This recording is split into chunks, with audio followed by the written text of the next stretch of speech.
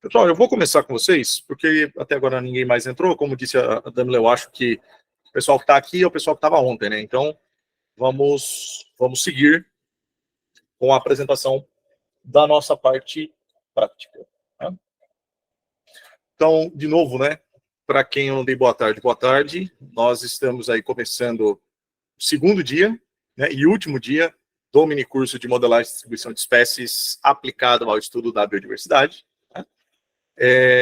Talvez essa aqui é a parte mais esperada para todo mundo, né, porque de fato é a parte prática do minicurso, né, a parte onde a gente vai de fato entrar na modelagem em si, na parte aplicada, de ver realmente como é que as coisas são por detrás ali da parte teórica, né, e aí nós vamos hoje estruturar uma rotina de modelagem completa, né, conforme eu falei com vocês ontem, e que a gente faria isso, e mandei no e-mail há pouco aí, né, uma meia hora atrás, de que nós vamos estruturar uma rotina completa de modelagem. Tá? Quando eu digo que é uma rotina completa de modelagem, tá, entendam o que eu estou querendo dizer naqueles 6 passos que eu mostrei para vocês ontem, né, naquele checklist de modelagem que eu desenvolvi dentro aí da minha aula. Tá? Porque assim, modelagem, de novo, como a gente já viu ontem, é um tema extremamente extenso e tem muita coisa para a gente poder trabalhar. Tá? Então, assim, falar que isso que eu vou passar para vocês hoje é o tudo de modelagem seria bobagem. Tá? Então, na verdade, não é. Saibam que o que eu vou passar para vocês hoje é um começo bem geral, tá? Mas já completo o suficiente para que vocês possam fazer trabalhos aí de adequabilidade ambiental, de nicho ecológico, até mesmo distribuição potencial e também trabalhos futuros. Tá? Então, é plenamente possível que a partir desse script aqui, que depois eu vou mandar para vocês, tá? Vocês possam fazer aí as adaptações necessárias, desenvolver os modelos de vocês, aplicar em monografias, dissertações, teses, artigos e por aí vai. Tá? Então, vamos começar, tá? Vamos começar pelo começo, né, por assim dizer. Então, veja, para quem nunca trabalhou com R na vida, para quem nunca trabalhou com nenhuma linguagem de programação na vida, tá? Não precisa ficar preocupado. Do tipo, pô, cara, eu não sei programar, vou ser obrigado a aprender a programar, blá, blá, blá, blá. Na verdade, não. Tá? Na verdade, é assim. Quando você tem um script do R na sua mão, o que você pode fazer é replicar ele. Tá? Simplesmente rodar ele no seu computador com seus dados e ter um resultado próprio aí da sua análise. Tá? O que é importante dentro dessa scriptação no R aqui, tá? Nesse nosso minicurso? É importante que vocês entendam as decisões que nós vamos tomando ao longo do caminho. Tá? Ao longo da escrita desse script, nós vamos tomando decisões e é importante que vocês entendam essas decisões. Tá? Essa é a parte principal. E assim, se você não entendeu a lógica da programação em si, eu não vejo problema de início. Tá? O que é importante é você entender o passo a passo da modelagem. Tá? Dentro daquilo que nós vimos ontem na nossa discussão sobre um checklist para modelagem, é o que nós vamos fazer hoje aqui. Tá? Então, se você não entendeu, eu não sei como é que o R funciona, não entendo como é que funciona a programação, não sei programar em computadores, não entendo nada disso. Não tem problema. Tá? O importante é você olhar para essa tela e entender que essa é a tela do RStudio. Tá? O RStudio é um ambiente de desenvolvimento para você acessar o R. Tá?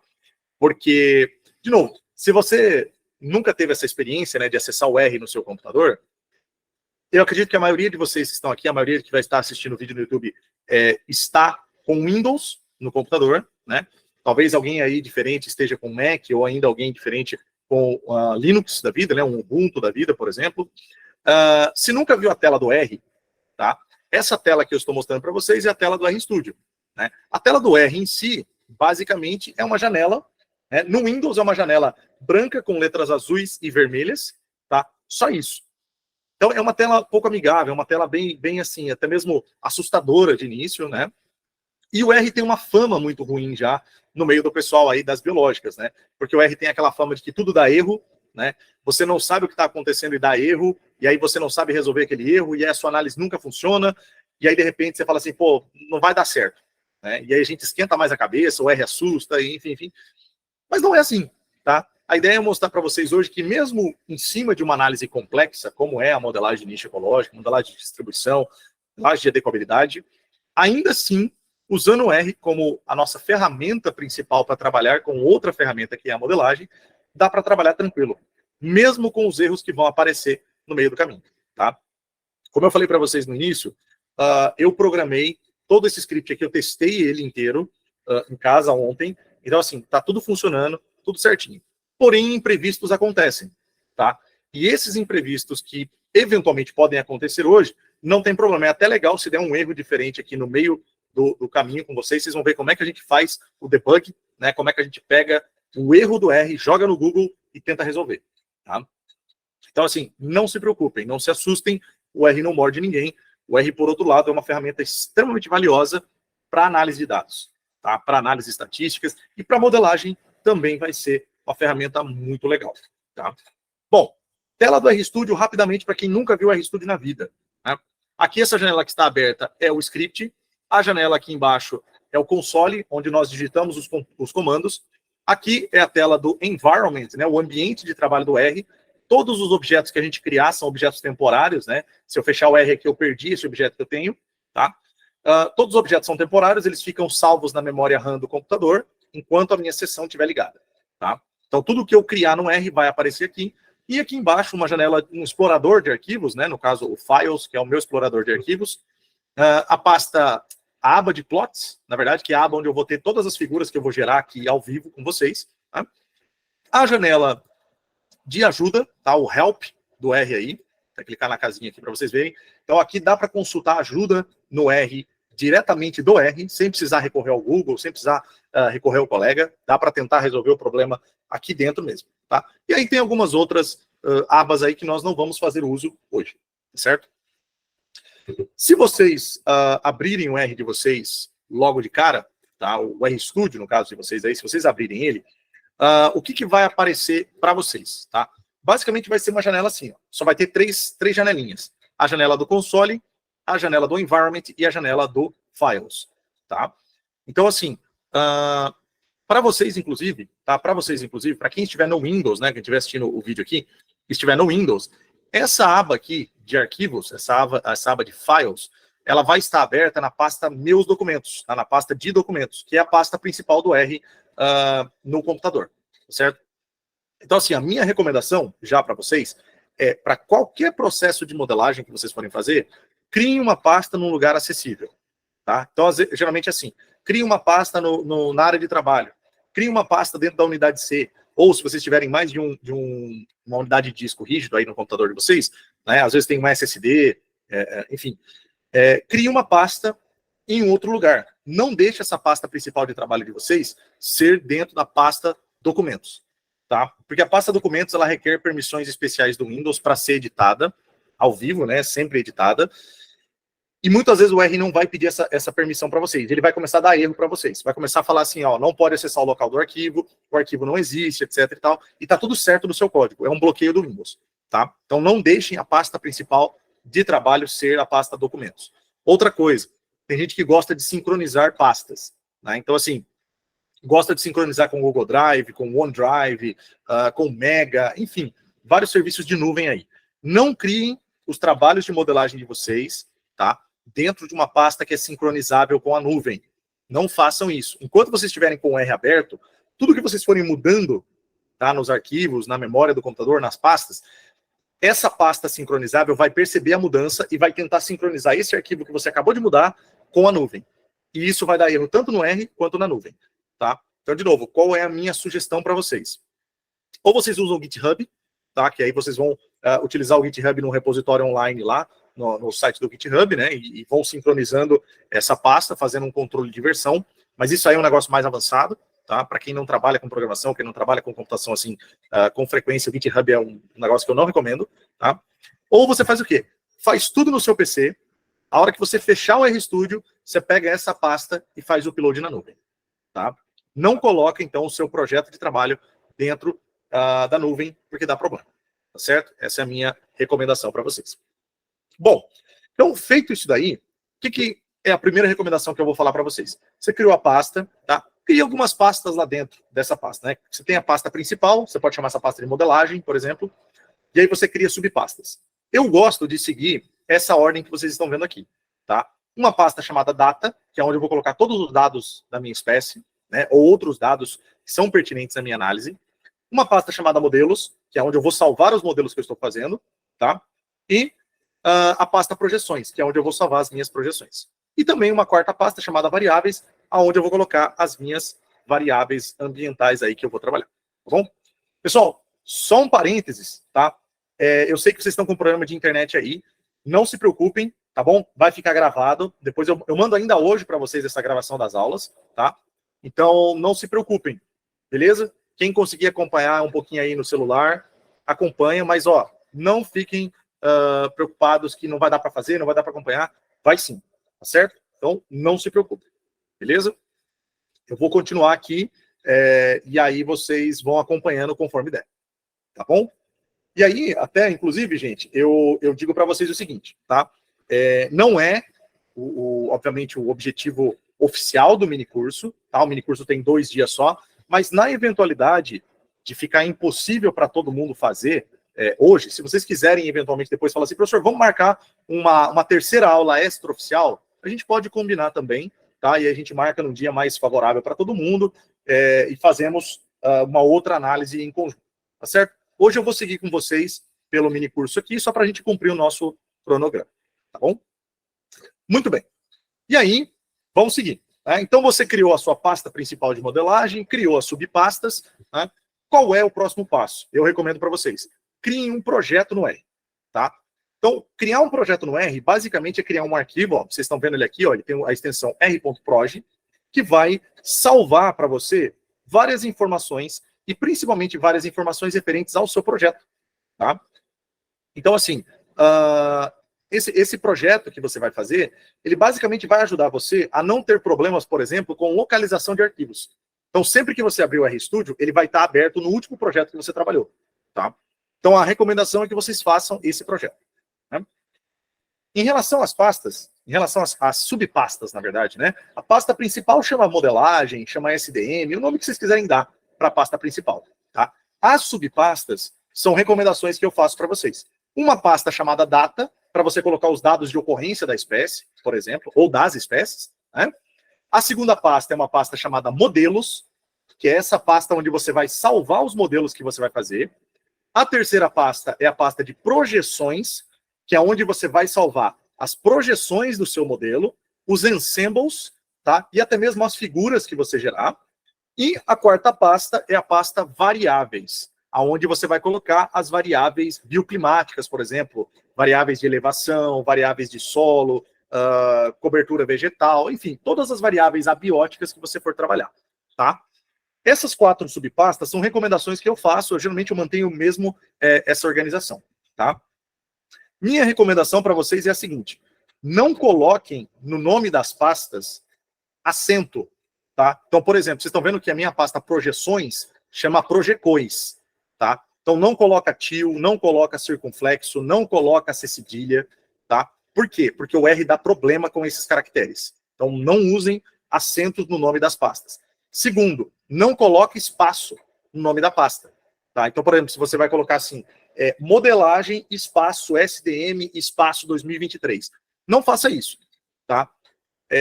Usa underline no lugar do espaço, porque daí não dá problema no R, tá bom? E outra coisa, gente, uma recomendação assim, que é importante. Parece muita... Tô sendo cri-cri com vocês, né? Mas na verdade não é. Evitem também, tá? Evitem também colocar nomes muito longos. Tá? Então imagina que você vai criar uma pasta chamada Segundo Workshop Cita Modelagem e Distribuição de Espécies SDM 2023. Não faz isso aí não, tá? Fora poluir visualmente o seu script, dá problema com R depois. Porque principalmente se você passar o seu script para outra pessoa e a pessoa não tiver o mesmo nome, ela não vai conseguir trabalhar, tá? E vai ficar aquela encheção de saco falando, pô, tá dando erro, não tá funcionando, blá, tá? Então não façam isso. Então, eu falei para vocês, vamos criar um projeto. Aqui, ó, vocês podem criar um projeto de 2 formas. Vocês podem clicar no menu File, e aí tem lá New Project, ou, se vocês quiserem, vocês podem clicar nesse segundo ícone aqui, ó, é um cubo, né? No PC de vocês vão conseguir enxergar melhor, né? Um cubinho com um R azul, tá? E um mais aqui. Clica nele, ele vai abrir essa aba Novo Projeto, tá? Vocês vão clicar nessa opção Existing Directory, e basicamente é uma pasta já existente. clica nele, clica aqui, escolhe a pasta onde vocês vão querer criar esse projeto. No caso, você vai criar esse projeto dentro da sua pasta principal, né? No meu caso aqui, está dentro da pasta Workshop Cita SDM, tá? Dá Choose, e aí você clica em Create Project. Quando você clicar em Create Project, basicamente ele vai abrir uma nova aba do R para você, zerada, limpinha, como essa aqui que vocês estão vendo, tá? E aí você vai estar pronto para trabalhar. O menu Files vai estar automaticamente na pasta para você, do jeito que vocês estão vendo o meu, tá? E não vai ter, obviamente, o script. Como eu já estou fazendo o script para vocês aqui, né? Eu já coloquei ele aqui dentro da pasta, ó, eu deixo ele solto, tá? O script fica solto para facilitar. E aí vocês vão pegar o script que eu vou mandar para vocês, vocês vão colocar dentro da pasta de trabalho, depois é só clicar nele e ele vai abrir automaticamente a quarta janela, que é a janela do script, tá? O script no R, gente, basicamente é um documento de texto, tá? É um documento de texto. Ele não tem negrito, ele não tem itálico, ele não tem sublinhado, ele não tem cor, ele não tem nada dessas coisas. É um documento de texto puro e simples, tá? Porque basicamente o script são as instruções para o computador fazer as coisas que nós queremos, tá? Essa que é a ideia que nós vamos ter aí, tá bom? Então aqui tem um cabeçalho breve com descrição que vocês podem ler depois com calma. Tá o meu e-mail aqui no cabeçalho também, para quem quiser tirar dúvidas depois, tá? Tem algumas notas, umas explicações aí dos erros que podem aparecer, da questão das pastas que precisam ser alteradas, tá? Então, leiam com calma isso aqui depois, na hora que vocês receberem. Gente, e uma outra coisa, muita gente me pergunta, tá? Gustavo, você que fez o script, eu preciso pedir sua permissão para poder usar o script? Eu posso copiar o script, eu posso mudar ele? Gente, o script é livre, tá? Eu escrevi ele aqui, mas vocês podem ficar à vontade para modificar o que vocês quiserem, tá? Até, inclusive, não precisa nem pôr meu nome aqui, se vocês quiserem, tá? Não tem... não tem problema, eu não vou cobrar direitos autorais por isso aqui, tá bom? Até porque os scripts no R tendem a ser baseados nos scripts de outras pessoas, tá? Então, essa é a minha forma de organizar, mas não necessariamente eu sou o detentor desse conhecimento aqui, tá bom? Então, não precisa mandar e-mail falando, Gustavo, olha, eu vi seu script lá no minicurso, somente o pessoal do YouTube, né? Manda e-mail lá, eu vi seu script, você pode passar para mim, eu posso usar? Gente, à vontade, tá bom? Então, vamos começar o nosso script, eu já deixei ele pré-pronto, tá? E aí algumas outras partes eu vou preencher com vocês. Então, a primeira parte, eu sempre começo por aqui, ó, a parte de setup e inicialização do script, tá? Então, a primeira coisa que vocês vão fazer, vocês vão instalar os pacotes que nós vamos usar, ok? Todos os pacotes, gente, que vocês vão usar num script do R, coloquem eles logo lá no começo do seu script. Porque a primeira coisa que a pessoa tem que ver quando ela for rodar o seu script é que pacote que você utilizou, tá? Os pacotes nada mais são do que conjuntos de instruções, de funções, tá? Que vão aumentar a capacidade de processamento do R aí para você dentro das análises que você quer fazer, tá bom? Então, o que eu coloquei para vocês aqui? Eu coloquei basicamente 5 pacotes, tá? Cada um desses pacotes vai instalar outros N pacotes, tá? Juntos.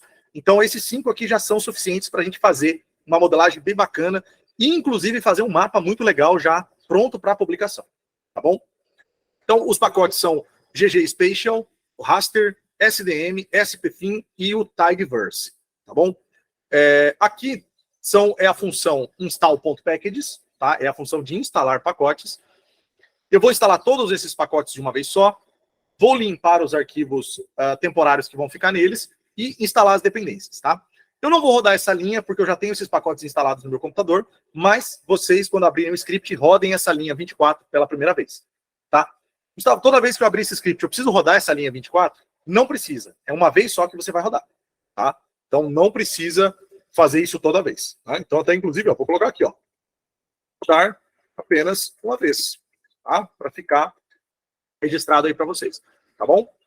Bom, na linha 28, eu vou pegar o pacote SDM e vou usar a função install all desse pacote, que basicamente vai instalar outros pacotes complementares ao pacote SDM. Também é executada uma única vez, tá? Uma única vez vocês vão rodar esse comando. Não precisa ser sempre, tá bom? Senão você vai ficar perdendo tempo, beleza?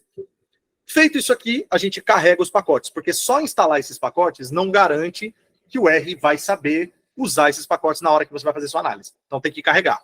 Como é que a gente carrega os pacotes? Através da função library, tá? Função biblioteca, né?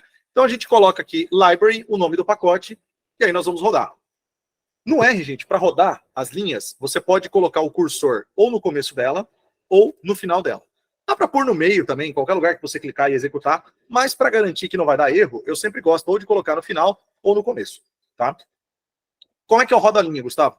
Tem esse botão grande aqui, ó, em cima do script chamado Run, você clica nele e ele vai rodar, tá? Essa linha, ele roda linha por linha. O script, quando você clica no botão, ele não roda o script de uma vez só, tá? Para rodar o script de uma vez só, você teria que selecionar tudo e apertar Run. Aí ele vai rodar linha por linha, tá? De uma vez só. Não recomendo vocês fazerem tudo de uma vez só. Por quê? Porque dá erro, tá? Às vezes dá erro e você não sabe em qual linha aconteceu esse erro. Então, se você vai clicando linha por linha, se der erro na linha 10, você sabe que foi na linha 10, tá? E aí é mais fácil de resolver o problema. Ou se você for já um usuário um pouquinho mais avançado, não quer ficar de clica, clica, clica, o que você faz? Usa o atalho Ctrl Enter, tá? Coloca aqui o cursor, Ctrl Enter no seu teclado, ou se alguém estiver assistindo aí, tiver um Mac, Command Enter, tá? Vai rodar a linha pra gente, beleza? Então, pode rodar um em seguida do outro, né? Ou se você quiser, você pode selecionar o tanto de linhas que você quer rodar, tá? E dar um Ctrl Enter, ele vai carregar linha por linha sequencialmente, todas de uma vez, ó. Percebam que aqui já está aparecendo no meu console o que tá sendo feito, carregando os pacotes, todos os pacotes estão carregados, tá? Percebam, ó, que aqui tem um sinal de maior, tá? Aqui no meu console fica piscando aqui o cursor. Isso aqui é o sinal de que o R está pronto para receber novos comandos, tá? Então, beleza, podemos ir adiante. Eu gosto sempre de passar a opção CPEN 999 para remover notação científica, porque às vezes vai aparecer notação científica, tá? E é isso aí, é chato da gente ficar convertendo na hora ali para interpretar os dados. Então, eu sempre removo a notação científica dos meus dados. Faço uma paleta de cores básicas. Essa é uma paleta de cores que foi criada por uma aluna minha no ano passado, né, no TCC dela. Então, assim, eu sempre uso a paleta dela porque eu acho muito bonitinha. Mas vocês podem usar qualquer paleta de cores que vocês quiserem. Só que lembrem, tá? Lembrem, a paleta de cores precisa ser, precisa ter sentido dentro da análise que você está fazendo, tá bom? Então aqui eu crio, essa paleta ela vai da menor adequabilidade, do 0, para a maior adequabilidade, para o 100%. Tá? Então é uma escala de cor sequencial, né? É um gradiente praticamente, que facilita a minha visualização dos resultados, tá bom? Então é uma paleta de cores chamada PAL, tá bom? Bom, uma coisa que agora a gente precisa fazer. Bom, então eu instalei os pacotes, carreguei os pacotes, removi notação científica e criei a paleta de cores. E agora, para onde a gente vai? Bom, para agora a gente vai para o começo do processo de modelagem. Até aqui é o setup do R, tá? É a parte que a gente está estruturando o R para a análise que vai acontecer, beleza? Então, como vocês viram aqui, não tem segredo, tá? Parece um negócio muito complicado quando a gente fala, tem que digitar no R, é comando, é programação e não sei o quê. Não é difícil, tá? Percebam que isso aqui é um negócio tranquilo de fazer. O que é importante você entender? Qual é a função que nós estamos utilizando e os argumentos que essa função vai utilizar, tá?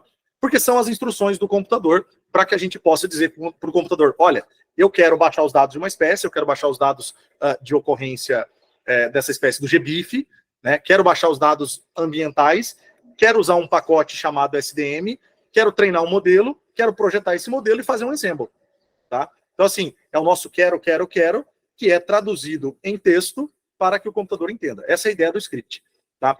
Por quê? Por que a gente faz script? A gente poderia fazer tudo isso aqui que eu fiz agora direto pelo console, tá?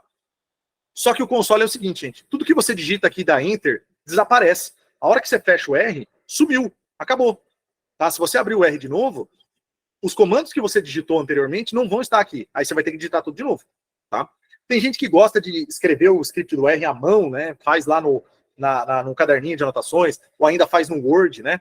Gente, não recomendo, tá? Faz direto pelo RStudio. Clica aqui, ó, nessa folhinha em branco, clica nela, ele vai abrir uma lista de documentos para você. O primeiro documento é o script do R. Tá? Se você clicar aqui, ó, ele vai criar um script vazio na linha 1, e aí você começa a digitar tudo ali, tá? Para salvar é só clicar no disquete, né?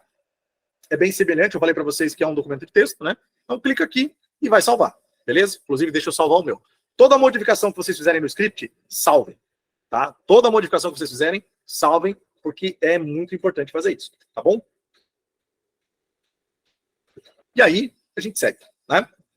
Então, primeira parte é a obtenção dos nossos dados ambientais e os dados de ocorrência, os dados bióticos, tá? Aqui eu já deixei pronto o download né, das ocorrências da espécie que nós vamos trabalhar. Tá? Então, propositalmente, eu escolhi a arpia, tá, para trazer para vocês aí nesse dia de modelagem, tá, no nosso segundo dia de modelagem aí. Eu trouxe a arpia, tá? Arpia, a espécie talvez mais famosa aí que nós vamos ter de símbolo na Amazônia, uma das, né, mais famosas aí de símbolo da Amazônia. É uma espécie considerada vulnerável pelos relatórios da IUCN, tá? E é uma espécie extremamente complicada do ponto de vista de amostragem, né? A gente precisa aí conhecer muito bem aonde o bicho faz a nidificação, né? É uma espécie ameaçada também porque existe muita queimada, né? Ela perde habitat por queimada, perde habitat por desmatamento, perde número de indivíduos por caça, né? É uma espécie muito caçada. E recentemente, coisa assim de 2022, 2023, nós temos notícias aí de que várias partes da Amazônia, principalmente, a arpia já está voltando a aparecer novamente, né? A arpia voltou a aparecer na Costa Rica, por exemplo, em 2022. Então, assim, nós temos ainda muitas inconsistências sobre até onde esse bicho está distribuído. Tá? Então, propositalmente, eu trouxe para vocês hoje a arpia para nós trabalharmos aí nesse exercício de modelagem, tá certo? Quem tiver os dados aí próprios, né, o pessoal que está assistindo também, tem os dados próprios, não precisa usar arpia, tá? Pode colocar os seus dados aí, a sua espécie, fazer o download e seguir a modelagem com a gente, beleza? Bom, para fazer o download, tá? Eu não preciso entrar no GBIF, gente, por exemplo, eu não preciso entrar no GBIF, digitar lá a espécie, fazer minha conta, baixar os dados numa planilha do Excel, depois importar para o R, não preciso fazer isso, tá? Eu posso fazer direto pelo R, por isso que é legal, né? Então, assim, às vezes para quem fica pensando, pô, o cara faz tudo pelo R, tem que programar, pô, que chatice isso aí, né? Não dá para fazer tudo na mão.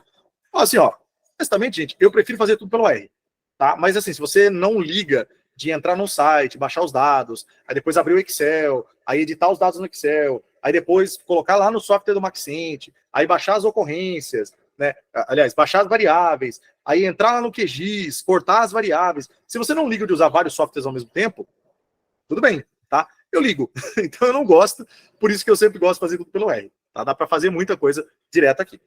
Então, para fazer isso aí no R, eu vou usar o pacote Dismo, tá? E vou usar a função gbif, que é baixar os dados do gbif. Um parênteses aqui para vocês, tá? Se fosse isso aqui um estudo sério, tá? Se fosse um estudo sério no sentido de que eu vou publicar, tá? É uma espécie que eu realmente estou estudando para publicar, eu não usaria apenas os dados do gbif, tá? Eu usaria os dados do gbif, usaria os dados do Species Link, usaria dados de coleções, tá, museológicas, por exemplo, usaria dados presentes na literatura, eu faria o maior apanhado geral possível de ocorrências, colocaria tudo isso no Excel, e aí depois eu trabalharia com Excel no R, tá? Mas como é um título aqui de acadêmico apenas, né, uma título de aprendizado, eu vou fazer tudo pelo R, usando apenas o gbif para vocês, tá? Então, a função gbif, ela tem alguns argumentos, né? O argumento gênero, espécie e mais 3, que são partes processuais do negócio. Né? O argumento gel, que é apenas baixar dados georreferenciados, o argumento de remover os zeros, tá? Coordenadas zeradas eu removo, e download para baixar. Se você não colocar verdadeiro aqui no download, o R não vai baixar para você, ele só vai entender que você está falando assim, ó, quantos dados tem no gbif sobre essa espécie? Tá? Aqui a gente coloca o nome do gênero, tá? Com a primeira letra maiúscula, do jeito normal que a gente costuma fazer no sistema binomial, tá? Entre aspas, porque isso aqui é texto, beleza? E o epíteto específico a gente coloca em letra minúscula, também entre aspas, porque é texto. Tudo isso aqui que a gente vai fazer, nessa função aqui, vai estar sendo salvo dentro de um objeto que eu vou chamar de SP, tá? SP para espécie, beleza? O R é uma linguagem orientada a objetos, então ela trabalha em cima de objetos. Então tudo que eu criar, percebam que é criado um objeto com essas informações que eu baixei direto do gbif, tá bom? Então veja, eu fiz o download, são 5.019 ocorrências de arpia no gbif, tá? Então eu já tinha feito isso aqui antes, porque eu sabia que ia demorar, né?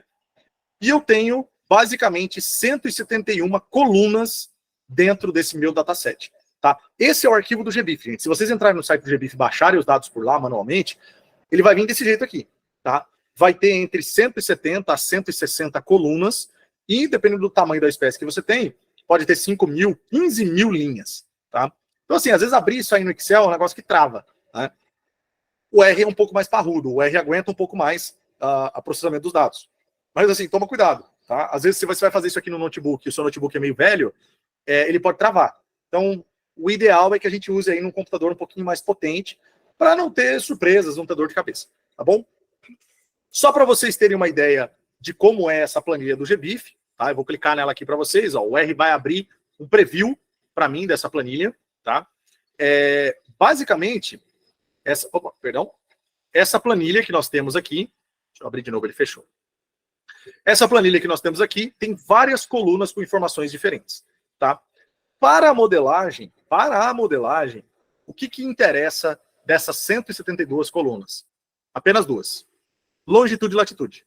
Nada mais importa, tá? Só que, lógico, para vocês chegarem nessa seleção da coluna de longitude e latitude, o que você precisa fazer? Tá? Você vai precisar, basicamente, checar esses dados para ter certeza que a sua espécie, de fato, está aqui. Tá? Outra coisa, olha só. Eu vou rodar um pouquinho para o lado aqui, só para a gente ver a coluna do país. Tá? Vai ter aqui a coluna country. Então, vamos dizer, no meu caso hoje, eu quero trabalhar com vocês no Brasil. Mas percebam, tem Equador, tem Panamá, tem uma série de outros países. Esses dados que não estão dentro do Brasil, eu vou remover. Tá? Não me interessa. De novo, se fosse um estudo sério, um estudo para publicação, como essa é uma espécie que ocorre em vários países ao mesmo tempo, tá? O ideal seria que eu mantivesse todos esses dados, porque eu preciso modelar o nicho potencial dela. E o nicho potencial dela são todas as regiões que, de fato, essa espécie é capaz de acessar e existir. Tá? O nicho potencial é irrealizado. Tá? Então, eu precisaria manter isso aqui. Como eu só quero o Brasil hoje para facilitar nosso trabalho, eu vou remover todo o restante, tá? Então já saibam de antemão, né? Então eu posso baixar os dados, ou alguém poderia falar assim, Gustavo, eu tenho esses dados já no Excel, pô, eu vou ter que baixar, né? Vou ter que fazer tudo de novo? Não, você pode carregar direto pro R, tá? Então como é que a gente faz? A gente usa o comando SP, tá? Coloca a setinha aqui, que é o nosso indexador, tá? E aí é o seguinte, muita gente gosta de trabalhar no Excel, na planilha do Excel, em formato XLSX, ou formato XLS, tá? Eu gosto de trabalhar em formato CSV. Formato CSV é o formato separado por vírgulas, né? Valores separados por vírgulas. No Brasil, o separador decimal, tá? O separador decimal é a vírgula, e o separador de milhar é o ponto. No padrão internacional, é o oposto, tá? O separador de milhar é a vírgula, o separador decimal é o ponto. Então, num arquivo CSV gerado num Excel no Brasil, os valores são separados por ponto e vírgula. E aí, se vocês usarem essa função aqui, ó, read.csv, ele vai dar erro. Ele vai carregar todos os seus dados numa única coluna, tá? Assumindo que você tem dados em formato CSV, tá? Aí, a questão é o seguinte, né? A questão é o seguinte, como é que eu resolvo isso, Gustavo? Fácil. Você vem aqui do lado do CSV e põe um 2. O read.csv2, ó, essa função aqui, vai interpretar o separador, como vocês estão vendo aqui, ó, como ponto e vírgula, tá? E aí não tem problema, beleza? Então, eu gosto de usar o read CSV, porque o meu computador está em inglês, mas provavelmente da maioria de vocês aí, para não dizer de todos, está em português, então já saibam desse macete, tá? Porque tem muita gente que fala assim, pô, não consigo carregar os dados, cara, só fica dando erro, né? É o separador, provavelmente é o separador, tá bom? Então aqui o que você vai fazer? Você vai colocar a pasta, né? No caso aqui, vou colocar ponto barra, né? E eu preciso colocar a pasta. Mas vocês estão vendo que não está aparecendo o nome da pasta. Todo o endereço que vocês colocarem de pasta, o endereço é onde está o seu arquivo localizado, é sempre entre aspas, porque é texto, tá? Então, nesse caso, eu abri aspas, se eu apertar Tab, tá? Tab é a teclinha que está no teclado acima do Caps Lock, né? Eu aperto Tab, ele vai mostrar para mim todas as pastas que estão dentro do meu projeto. Então, no meu caso, é a pasta data, vou dar um Enter, a minha pasta data está vazia, tá? Eu deixei ela vazia de propósito. Mas no caso de vocês, se vocês forem carregar direto do computador, né, é só colocar ali na pasta data o nome do arquivo .csv, tá? E aí ele carrega para a gente o arquivo, tá? Aí alguém pode falar assim, Gustavo, eu não estou trabalhando com CSV, não gosto de trabalhar com CSV, eu gosto só de trabalhar com XLSX. Bom, não tem problema. O que você faz? Você vai usar o pacote readxl, tá? 2 pontos, e vai usar a função read Excel, E aí a mesma coisa, abre aspas, põe lá a pasta, né? Vamos até colocar aqui, ó, põe a pasta, de novo, nome do arquivo, .xlsx, tá? E aí ele vai carregar para vocês também igualzinho, tá bom? Então, assim, saibam que tem várias formas de carregar os dados de vocês. Vocês podem baixar ou vocês podem carregar uns dados que vocês, às vezes, receberam de outra pessoa já. Beleza? Sempre tem como fazer isso aí. Tá bom. Peguei os dados de ocorrência, agora eu vou tratar esses dados, né? Bom, eu vou tratar esses dados como? Bom, eu vou tratar os dados da seguinte maneira. Eu preciso remover as minhas ocorrências duplicadas, preciso remover ocorrências que estão vazias, às vezes tem latitude, mas não tem longitude, e vice-versa, tá? Preciso remover, e também eu preciso remover o quê? Os dados que não estão no Brasil. Eu só quero trabalhar com os dados do Brasil, tá? Então, o que eu vou fazer primeiro aqui? A primeira coisa que eu vou fazer é separar os dados do Brasil, tá? Eu vou pegar todos os dados que estão dentro do Brasil para não ter problema. Então, eu vou fazer o seguinte, eu vou criar um objeto chamado SPBR, tá? Só para dizer que são os dados do Brasil, tá? Vou usar o SP, que é o objeto principal, que tem lá todos os dados de ocorrência da minha espécie. Vou colocar esse símbolo aqui, que é o operador pipe, né? Porcentagem maior porcentagem, é o operador pipe. O pipe significa o seguinte, tudo que o R processar na esquerda, vai pegar o resultado e passar para a direita. Tá? Então, quantas vezes você colocar esse pipe, esse cano, vai sempre encadeando para frente os processamentos dos dados. Tá? Então, vou colocar ele aqui. Vou usar uma função chamada filter, que é para filtrar os meus dados. Tá? Eu vou filtrar o quê? Bom, eu vou filtrar a coluna country. Tá? Ela precisa ser igual, tá? Precisa ser igual a quê? Abre aspas, a Brasil. Tá?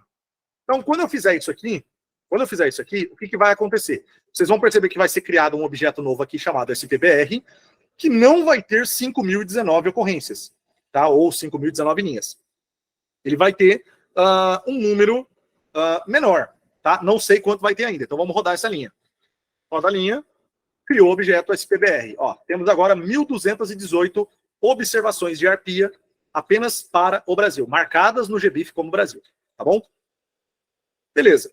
Fiz isso, qual a próxima etapa? Vou pegar o SPBR, vou usar ele sobre ele mesmo, vou sobrescrevê-lo, tá? Coloco o pipe de novo, e agora eu vou fazer dois processos de uma vez só. O primeiro processo vai ser selecionar a coluna longitude e latitude, e o segundo processo vai ser remover as duplicatas, tá? E eu vou incluir até um terceiro passo aqui, que vai ser remover os dados vazios, tá bom? Porque pode aparecer dado vazio. Tá? Então a primeira parte é selecionar as colunas. Vou usar o comando select, bem direto ao ponto, né? Vou colocar as colunas long. Ó, percebam que long é o nome da coluna longitude dentro da pasta do GBIF, tá? Da planilha do GBIF. E uma outra coisa, tomem cuidado, tá? Para quem está assistindo também. No Brasil é muito comum a gente inverter, colocar latitude e depois longitude, tá? Não é o correto. Se a gente imaginar que longitude e latitude é um plano cartesiano, o que vem primeiro é x, tá? X, depois y. Longitude é x, latitude é y. Então, sempre longitude primeiro, latitude depois, tá bom? Senão vai dar problema, ok? Senão vai dar problema. Então, long, vírgula, vou pegar a coluna lat, de latitude, tá? Como eu falei para vocês que dá para a gente usar o pipe, coloco o pipe de novo aqui. Vou fazer agora o quê? A remoção das duplicatas. Então, eu vou usar o comando distinct, que é para pegar apenas os dados vazios, tá? Vou deixar esse comando vazio, vou pôr o pipe de novo, e vou colocar a última função, que é o drop underline NA. Vou deixar ela vazia também. Todo arquivo NA, tá? Toda a célula NA, significa que ela está vazia. Not available, tá? Não disponível. Não, vocês não podem achar que NA, olha lá, vocês não podem achar que NA é zero. Tá? Por exemplo, vamos supor que você coletou dados em campos. Fala assim, olha, eu tenho a longitude, mas eu não tenho a latitude. Então a latitude é zero. Zero é número. Tá? Então se você não tem o dado, deixa em branco. Beleza? A gente não gosta de deixar a planilha em branco, né? Mas deixa em branco que é melhor. Certo? E olha só, percebam agora, olhem bem aqui, ó. Dos nossos 1.218 pontos, quantos pontos vão sobrar? Vou rodar. Sobraram 444. Tá? Gustavo, deu um erro ali estranho. O que é esse negócio de cachê e tudo mais? Só um parênteses para vocês, né? O RStudio está dando um erro, ultimamente, nessa última atualização, sobre a questão do cachê, dos dados que estão sendo utilizados de forma temporária. Tá? Isso aqui não interfere em nada no processo que a gente está fazendo. Então, vocês podem ignorar esse erro aqui sem problema nenhum. Beleza? Então, percebam que a gente ficou com 444 pontos de ocorrência nos nossos dados. Tá? Então, assim, são 444 pontos únicos de distribuição no Brasil. Tá bom? Eles estão só no território brasileiro. Então, agora a gente já pode seguir para a próxima etapa. Qual é a próxima etapa? A espacialização geográfica. Tá? Gustavo, é realmente necessário fazer espacialização geográfica? É necessário. Tá? É uma recomendação, por quê? Porque existe um negócio chamado viés geográfico de coleta. Tá? Ou seja, você vai coletar no lugar que é mais fácil. Tá? Então você imagina que você tem esse pensamento, o seu orientador tem esse pensamento, o seu colega de laboratório, todo mundo tem o mesmo pensamento. Você vai onde é mais fácil. Então, como todo mundo vai onde é mais fácil, você acaba enviesando a coleta. Tá? Ninguém vai querer acessar lugares mais complicados. Então, naqueles lugares mais complicados, é difícil da gente ter ocorrências. Então, o que a gente tenta fazer agora é espalhar o máximo que dá no ambiente de trabalho os nossos pontos de ocorrência, para que o algoritmo depois possa enxergar com melhor exatidão, tá? Com melhor precisão, a heterogeneidade ambiental, as características do ambiente. Beleza? Então, nós vamos fazer a espacialização geográfica. Como faremos essa espacialização geográfica? Tá? Nós vamos usar o pacote SP-Thin. Tá? Thin vem de thinning, que basicamente é uma tradução bem literal, tá? Deixar a coisa magra, deixar a coisa mais fina, mais refinada. Tá? É isso que nós vamos fazer. Então, agora, o que eu vou fazer aqui? Para eu não perder o objeto SPBR, eu vou criar um terceiro objeto, chamado de SP_Thin. Eu vou usar a função Thin, tá? Do pacote SP-Thin, que a gente já carregou lá. Vocês estão percebendo que a sequência de raciocínio, ela é linear, tá? É mais ou menos nessa sequência que eu costumo trabalhar, tá? Mas nada impede de vocês fazerem as coisas em separado, tá? Trabalhar num dia com os dados de ocorrência, depois no outro dia você trabalhar com seus dados ambientais, enfim, nada impede, tá? Nada impede de vocês fazerem isso aí, tá bom? Bom, vamos lá. Percebam o seguinte, aqui nessa abinha branca aqui, meio branca, meio amarelada que está aparecendo, basicamente é a ajuda do R mostrando para mim todas as funções, né? Na verdade, todos os argumentos dentro da função thin, beleza? Então, assim, o que eu vou ter que usar aqui? Eu vou ter que usar todos esses parâmetros para poder espacializar geograficamente os meus dados? Não precisa, tá? A gente pode ir direto para alguns pontos importantes. Mas, observem bem, o terceiro argumento, tá? Na verdade, o terceiro não, o quarto argumento é um argumento chamado spec.call, tá? Spec.call basicamente é a coluna que identifica a espécie que está sendo modelada. Mas o nosso dado só tem duas colunas, tá? O SPBR só tem duas colunas, longitude e latitude, certo? Então, o que eu preciso fazer antes de eu rodar essa função aqui? Eu preciso criar uma coluna com o nome da minha espécie, tá? Então, assim, mas já não tem esse nome? Já não tinha lá no arquivo do GBIF? Eu não tenho a coluna com o nome da espécie? Bom, eu tenho. Então, se eu não quiser criar essa coluna de novo, o que eu posso fazer? Eu posso voltar aqui, ó. Nessa parte, na linha 60, onde eu estou selecionando as colunas de longitude e latitude, eu posso basicamente fazer o seguinte, eu vou deletar isso aqui que eu tinha aqui dentro, vou escrever primeiro species, tá? Vamos ver se ele tem esse species. Ele não tem species, aparentemente, ó. A gente precisa voltar aqui no nosso objeto SPBR, tá? Bom, ele já tinha sido criado, então ele não vai ter realmente a coluna species, tá? Então nós vamos fazer o quê? Aqui em cima, ó, aqui em cima, na nossa linha 56 e 57, nós vamos modificar os dados. Então aqui nós estamos filtrando para o Brasil, ó, vou colocar o pipe e vou selecionar as colunas logo de cara, tá? Agora sim, agora eu vou selecionar as colunas espécie, vou selecionar a coluna longitude e vou selecionar a coluna latitude, tá? Se eu rodar isso aqui de novo, percebam que voltamos para a etapa anterior, tá? 1.218 dados, porque não fizemos ainda a remoção das duplicadas, tá? Aqui eu vou agora fazer de novo essa limpeza. Fiz a limpeza, pronto. Voltamos agora a 444 linhas, né, pontos únicos, só que nós temos agora 3 colunas. A coluna species, que tem o nome da espécie, a coluna de longitude e a coluna de latitude. Agora sim, a gente segue para a nossa etapa de espacialização geográfica. Tá? Bom, vamos lá. Como é que a gente faz essa espacialização geográfica? Né? Aqui, tá? Aqui, basicamente, nós vamos usar, então, esse comando thin, do pacote spthin, para fazer essa espacialização. Pô, Gustavo, mas sumiu a ajuda, e agora? Como é que eu sei quais são os argumentos que eu tenho que usar na função? Muito simples. A gente vem no console, coloca uma interrogação, tá? Nós vamos abrir a ajuda do R. Nós vamos usar o nome do comando que eu quero. Já viram que apareceu ele ali? Vou dar um Enter. E olha só, ele abriu a ajuda do R. Tá aqui. Tá?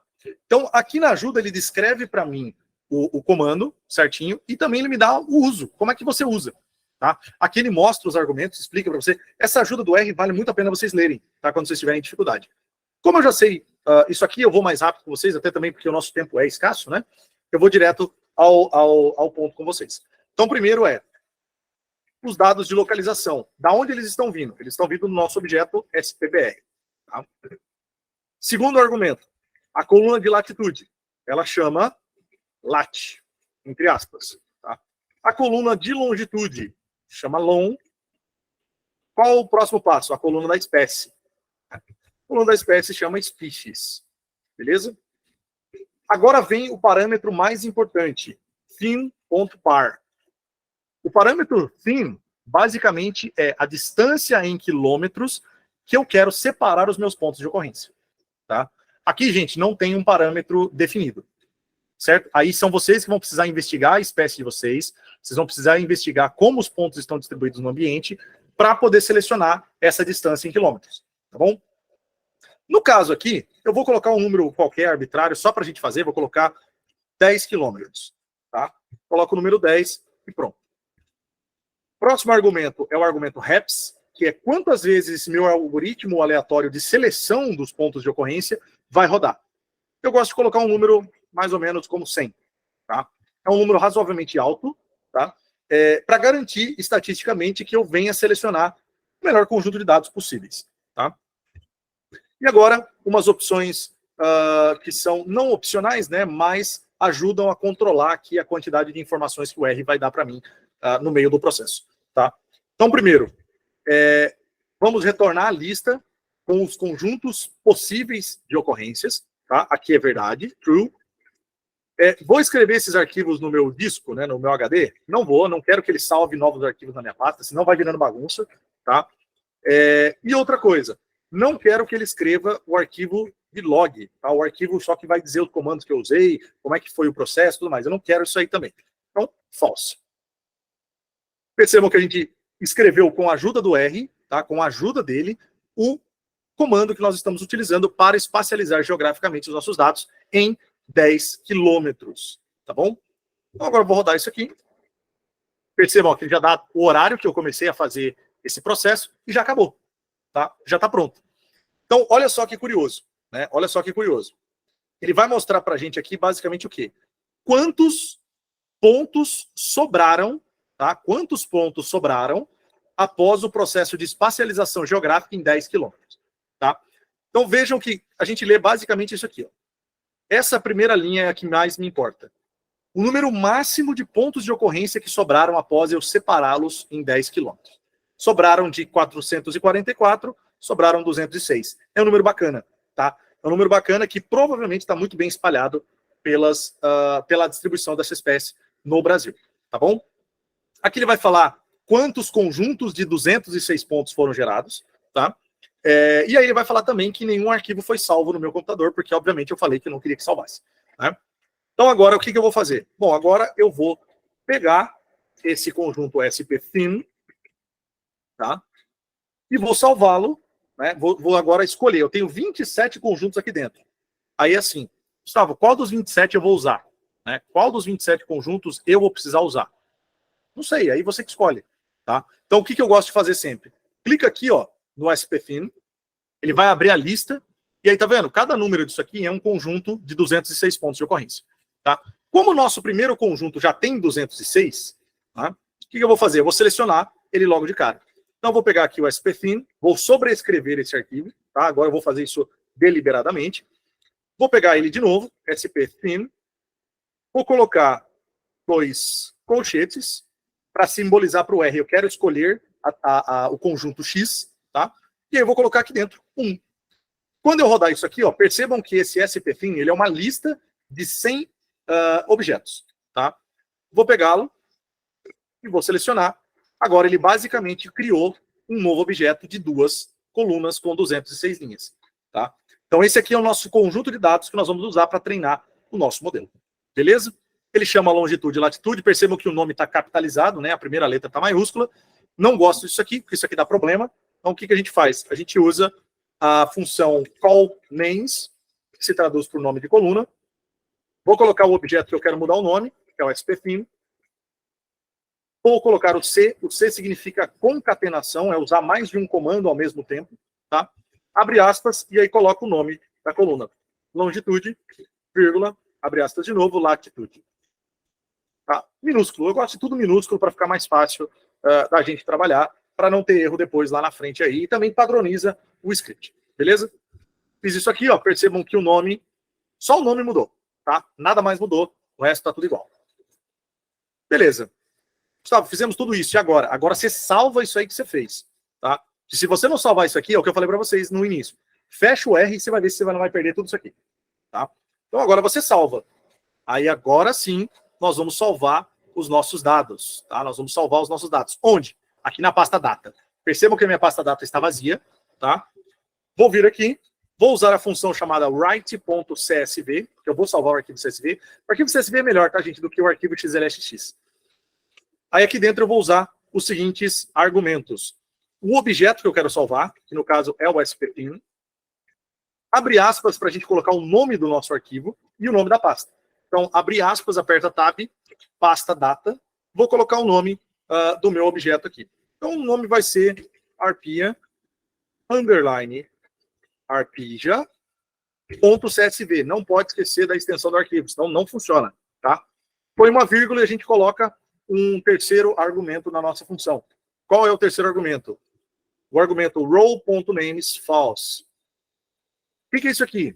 Basicamente eu estou dizendo para o R, ó, não cria nesse arquivo uma coluna com o número da linha. Eu não quero o número da linha. No Excel já tem o número da linha. Então não precisa, tá? Agora olhem aqui do lado direito, ó. Olhem bem do lado direito, a hora que eu rodar esse comando, basicamente está criado o arquivo na pasta. A nossa pasta que outrora estava vazia, agora ela está preenchida. Beleza? Tranquilo. Percebam que até agora o negócio está simples, rápido e fácil. Tá? Muito bem. E agora? Gustavo, para onde nós vamos? Bom, vocês viram que até agora a gente só mexeu com os dados de ocorrência. Agora a gente vai para os dados ambientais. Tá? Os dados ambientais, o processo é mais ou menos parecido com o que a gente fez até agora. Tá? É mais ou menos parecido com o que a gente fez até agora. Não é igual, obviamente, tá? Mas é mais ou menos parecido. Beleza? Então vamos lá. Vou voltar aqui para a minha pasta. Na minha pasta variáveis, eu já baixei, tá? Porque esses dados são pesados, né? Eles têm entre 180 a 200 mega aí de peso. Se você usar 30 segundos de resolução, você vai chegar a gigas aí, 2 gigas, 3 gigas de peso. Então demora muito. Para não demorar aqui com vocês, eu já deixei baixado de antemão, tá bom? Beleza. Então, o que eu vou fazer? Olha só. Eu vou pegar os meus dados, né, de variáveis, as minhas variáveis ambientais, e vou carregá-las para o R. Tá? Vou carregá-las para o R. Então vamos lá. Vamos abrir aqui o nosso environment novo para vocês verem, né? Como é que eu gosto de chamar os objetos de variáveis? Eu gosto de chamar eles de bio, porque são variáveis bioclimáticas. Tá? Então eu vou criar o objeto bio, e aqui eu vou pegar as variáveis que eu já baixei no meu computador. Tá? Como é que eu vou fazer isso? Eu vou usar a função raster, stack, tá? De criar as variáveis empilhadas. Vou fazer um sanduíche com todas essas variáveis. Tá? Aí eu uso dentro dessa função uma outra função, que é a função list.files, para listar todos os arquivos que vão estar dentro de uma pasta que eu vou indicar para o R qual pasta é. Tá? Então aqui eu vou dar o endereço dessa pasta, abre aspas, pasta variáveis, tá? E aí depois disso eu vou fazer o quê? Vou colocar o padrão, qual é a extensão dos meus arquivos, tá? A extensão dos meus arquivos, se eu não me engano, é TIFF, é isso mesmo. Então, abre aspas, ponto .tiff, tá? E aí eu quero que ele tenha também full names, tá? Eu quero que ele tenha full names. Se ele não tiver os nomes totais desses arquivos, vai dar problema para mim, né? E aí eu não vou saber quais são as variáveis que eu estou importando para o R, tá bom? Então eu vou colocar como true, eu quero os nomes completos das minhas variáveis, tá bom? Bom, percebam o seguinte, eu cometi um erro de propósito, porque eu quero mostrar para vocês o que vai acontecer se vocês não tomarem cuidado na organização das pastas de vocês, tá? Então, olha só, eu vou carregar isso aqui, vou criar esse objeto build, né? Ele vai carregar todas as minhas variáveis num único stack, vai salvar no R, tá? Enquanto tem esse círculozinho chamado stop aqui, ó, essa plaquinha de pare, é que o R está processando os seus dados, bom? Olha, eu criei a minha pasta build, né? Eu criei o objeto build, na verdade. Se eu pegar os nomes dos objetos que estão dentro do objeto build, tá? Dos itens que estão dentro do objeto build, das camadas, olha só. Ele vai dar todos esses objetos para mim, tá? Todos esses objetos. E olha que curioso. Ele tem as primeiras 19 linhas, tá? As primeiras 19 linhas são as variáveis bioclimáticas do presente. E todas as outras são vários outros nomes que não fazem sentido, né? O que aconteceu? Deu erro aqui? Na verdade, não, tá? O que aconteceu foi, eu deixei de propósito, junto com as variáveis do presente, as variáveis do futuro, tá? Então é por isso que ele vai dar esse problema. Então, qual é o correto a se fazer? Quando vocês tiverem as pastas de variáveis no computador de vocês, separem essas variáveis, tá? Coloquem as variáveis como presente e futuro dentro de uma pasta, por exemplo, para não ter problema, tá? Então, o que eu vou fazer? Aqui eu vou clicar no ícone Folder, vou criar uma nova pasta aqui dentro. Vou chamar essa pasta de futuro, tá? Então, a pasta futuro está criada. Vou selecionar as duas variáveis do futuro, eu sei que elas são do futuro porque elas são do Miroc, né, e do SSP. Venho aqui, ó, nessa engrenagem, clico nela, Move, e aí o R vai abrir para mim aonde eu quero mover meus arquivos. Clico duas vezes no futuro, Choose, pronto, movi as minhas variáveis do futuro para lá. Agora eu posso rodar de novo esse comando, ele vai carregar somente as variáveis do presente, posso conferir isso com names, view, tá lá. Temos apenas as variáveis do futuro, sem problema, tá bom? Bom, quando você carrega essas variáveis do WordClean para o R, percebam que ele está fora de ordem, tá? Ela vai de 1 até 19. Só que no R ela está assim, ó, 1, 10, 11, 12, 13, 14, 15, 16, 17, 18, 19, 2, e aí ele vai de novo até o 9, né?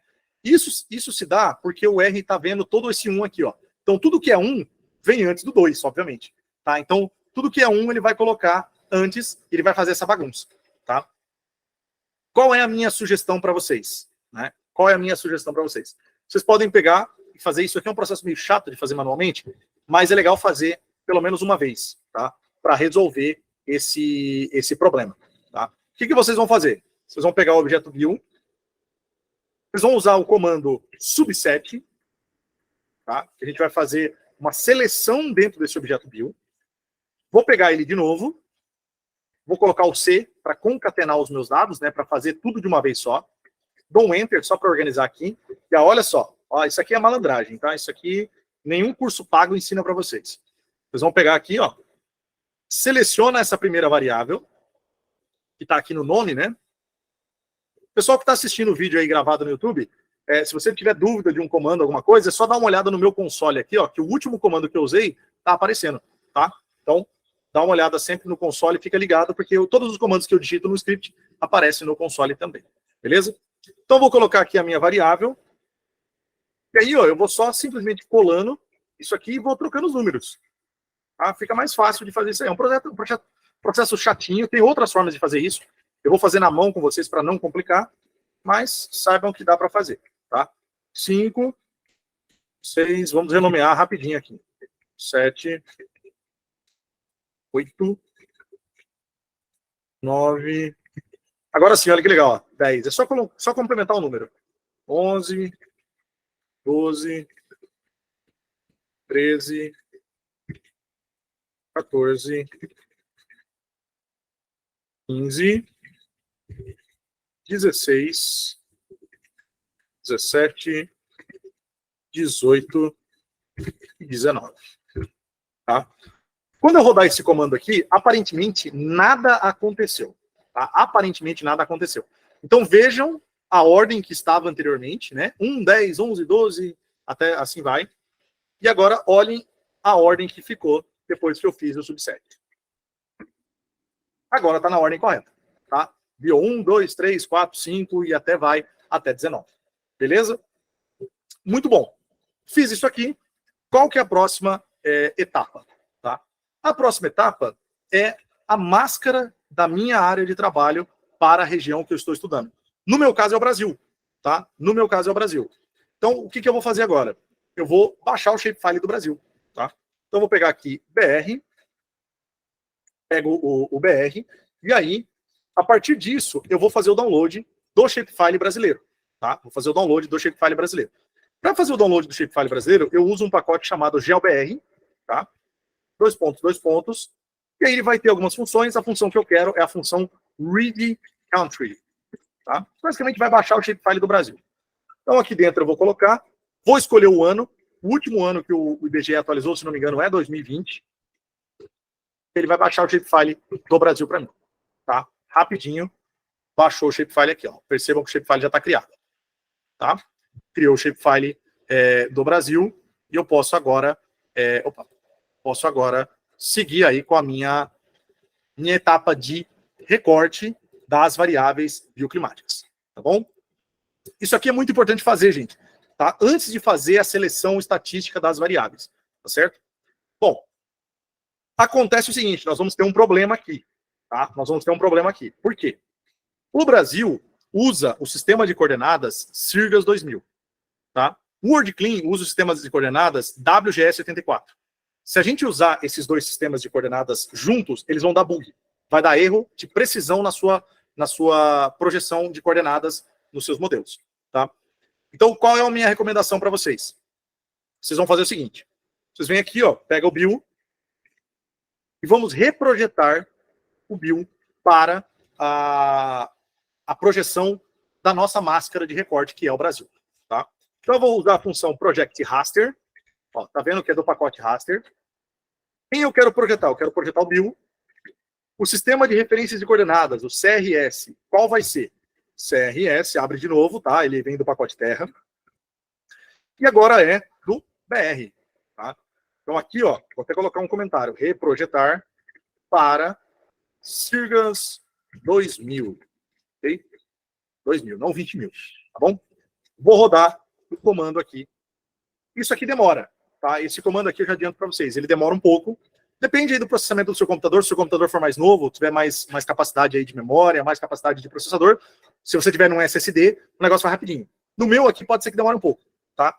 Enquanto ele vai fazendo isso aqui, o que eu vou fazer com vocês? Eu vou escrever o restante do script para a gente não perder tempo, tá?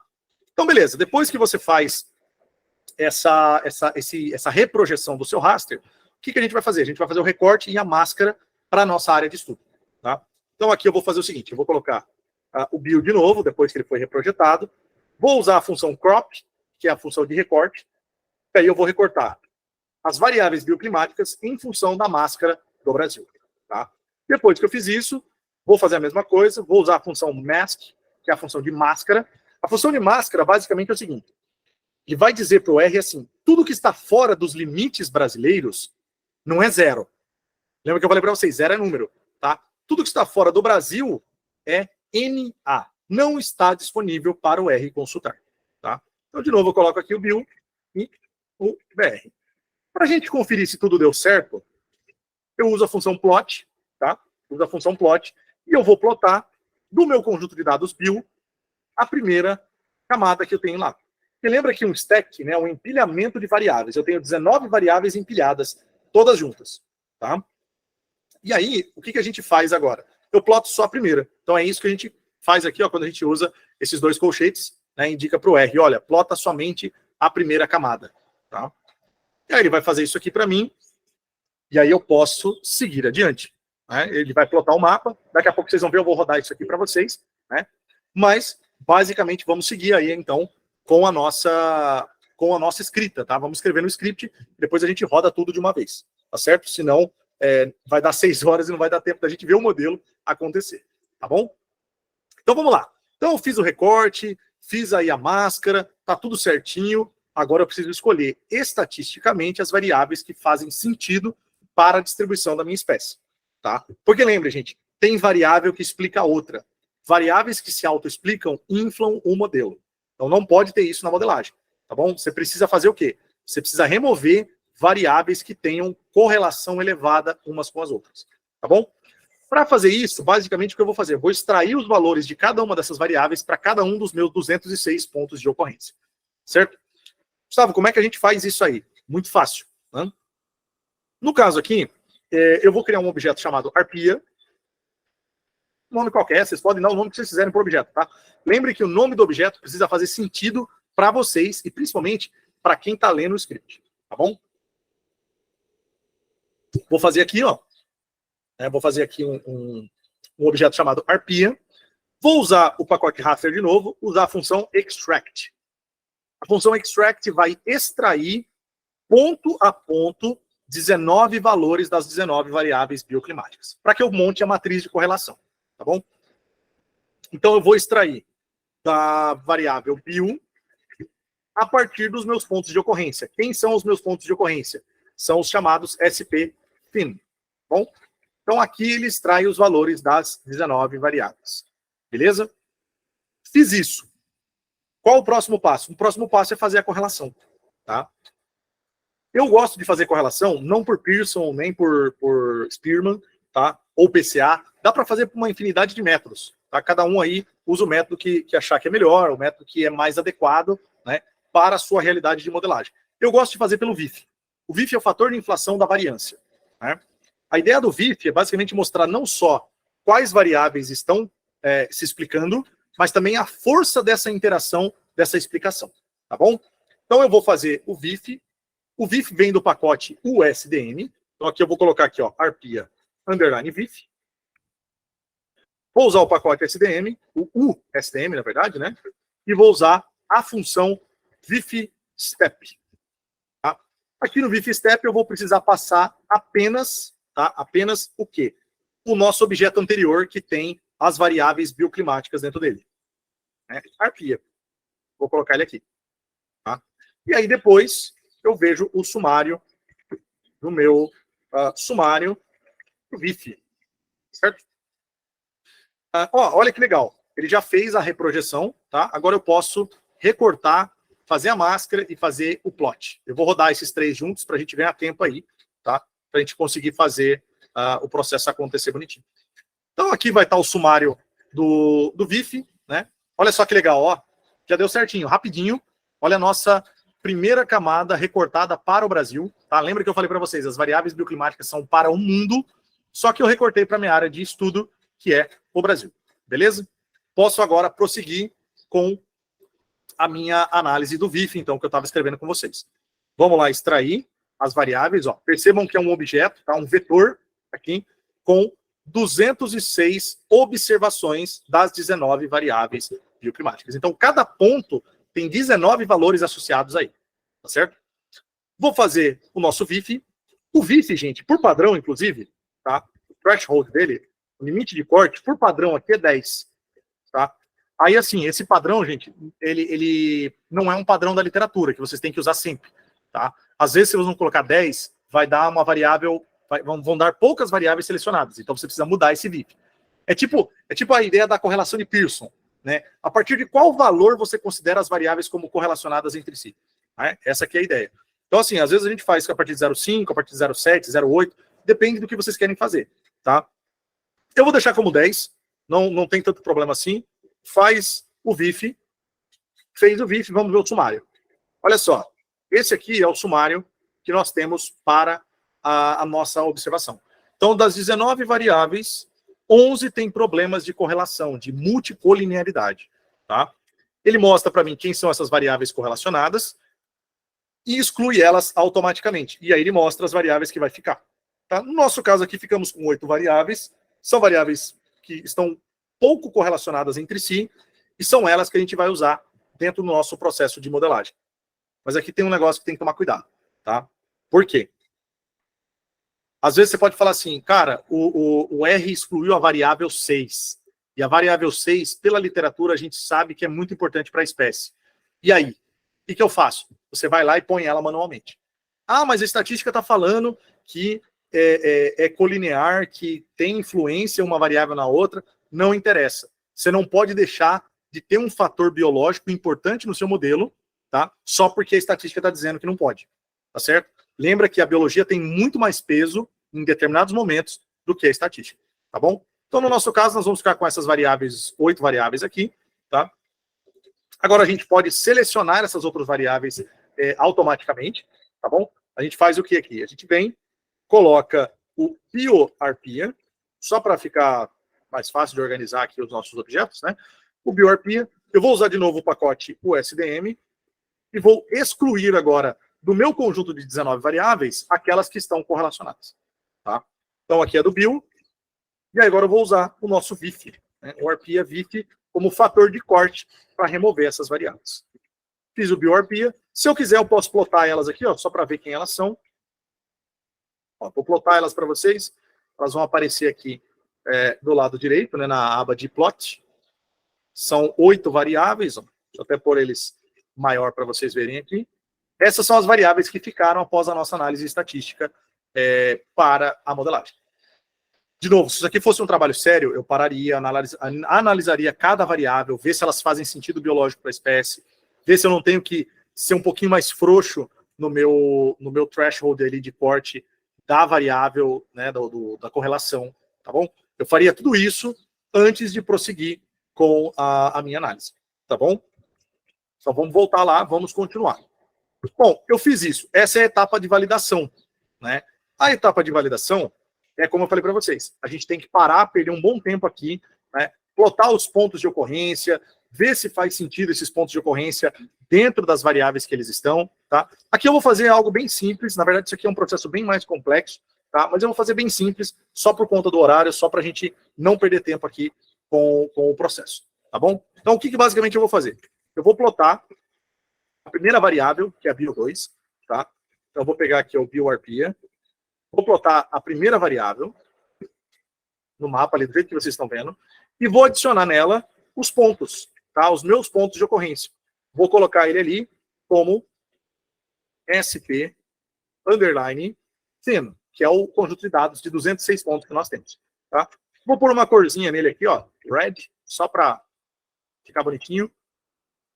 Olha lá. Esses são os meus pontos de ocorrência em cima do mapa do Brasil. Então, como vocês podem perceber, olha só que curioso. A gente ainda tem muitos pontos aglomerados, ó. Mas isso aqui, essa aglomeração de pontos, é por conta do zoom que a gente está. Talvez se a gente der um zoom bem mais próximo desse conjunto de pontos aqui, a gente vai perceber que eles estão bem espalhados. Se vocês acharem que não está legal, você teria que voltar lá atrás, lá no momento que a gente faz espacialização geográfica, e espacializar isso aqui de novo, tá? Então, assim, é importante refazer os passos se você perceber que não está legal, tá certo? Não tenham preguiça disso aí, por favor. Um último passo, né? Um último passo aqui que a gente sempre faz, ó. Prestem atenção que o nosso bioarpia está num formato raster brick. O pacote SDM que a gente vai usar para ajustar o modelo só lê informações em raster stack. Então a gente vai transformar o brick no stack, tá? Como é que a gente faz isso? Simples. A gente vem aqui, pega o bioarpia, usa a função raster stack e põe o bioarpia aqui dentro de novo. Pronto, percebam que ele trocou de de raster brick para raster stack, tá bom? O nosso bioarpia, beleza? Bom, antes da gente seguir para a próxima etapa, vamos remover algumas coisas que estão sujando aqui o nosso environment, porque o R vai acumulando memória, tá, no PC. Então, assim, às vezes você tem só 8 GB de memória no seu computador, se você não remover esses objetos aqui, às vezes eles são muito pesados e vai ficar pesando no seu PC, tá? Então, o que a gente faz? A gente limpa os objetos que nós não vamos usar mais. Eu uso a função RM de remove, tá? Usamos o RM, vamos usar a função, o argumento list. Nós vamos fazer uma lista de argumentos para o R aqui, deletar tudo de uma vez e manter aqueles objetos que eu quero, tá? Usar a outra função, que é a função setDiff, tá? Que é basicamente para ver a diferença, tá? Então, basicamente é o seguinte, ó, isso aqui que eu estou mostrando para você, remova o que é diferente dele, tá? É o que nós vamos fazer. Então, vou remover todo o restante, abre uma concatenação para fazer tudo na sequência, né? Vamos lá, então. O que a gente vai remover agora aqui? aliás, o que nós vamos manter, né? Eu quero manter o Bioarpia, tá? Porque é importante. Quero manter o Brasil, porque eu vou usar depois para fazer o mapa final. Quero manter também, tá, a minha variável SPFIN, que tem os meus dados de ocorrência, e quero também a paleta de cores. Tá? Pego tudo isso aqui, ó, coloco entre aspas, porque são textos, né?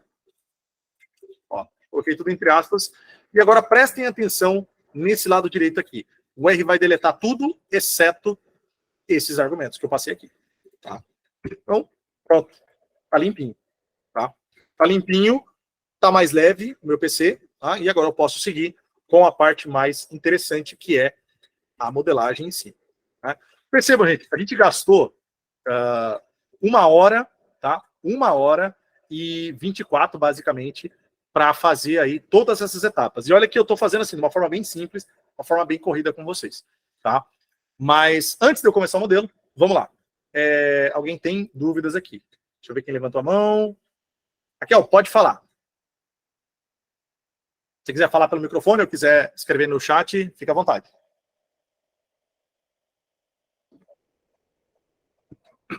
Vamos lá. Aproveitar, porque eu falei e não perguntei se vocês tinham dúvidas, né? Mas foi, de novo, de propósito aqui, gente. Se mais alguém tiver dúvida, gente, fora a Raquel, pode perguntar no chat aí, tá bom? Que a gente responde para vocês na medida do possível aí. Se eu não souber responder a dúvida hoje, eu mando o e-mail depois com a resposta, tá? Sem falta. Mesmo vale para o pessoal que está assistindo o vídeo gravado, tá? Se tiver dúvidas e quiser responder, quiser tirar dúvida depois, manda um e-mail e fala, Gustavo, ó, no minuto tal do vídeo você falou tal coisa, na linha X, deu isso, não entendi, explica de novo. Tá? E aí eu explico para vocês, sem problema. Bom, vamos lá então. Perguntas? Dúvidas? Não? Posso seguir?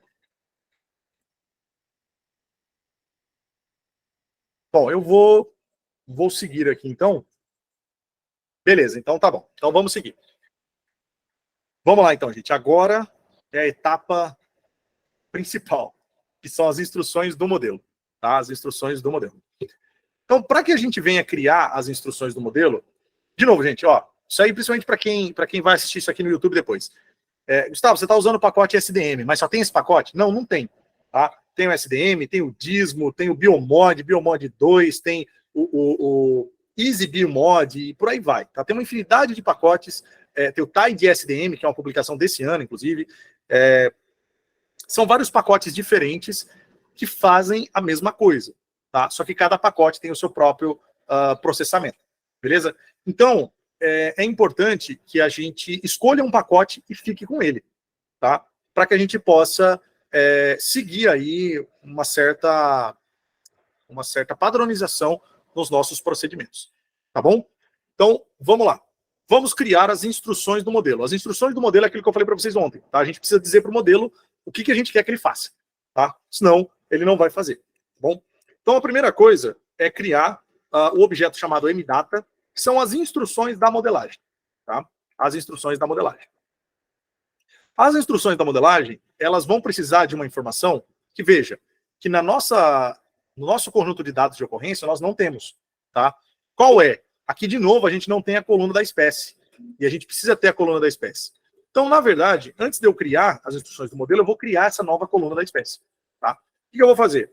Eu venho aqui, ó, em SP_FIN, vou criar a coluna da espécie. Tá? Vou usar ele de novo, porque eu vou sobrescrever o meu objeto.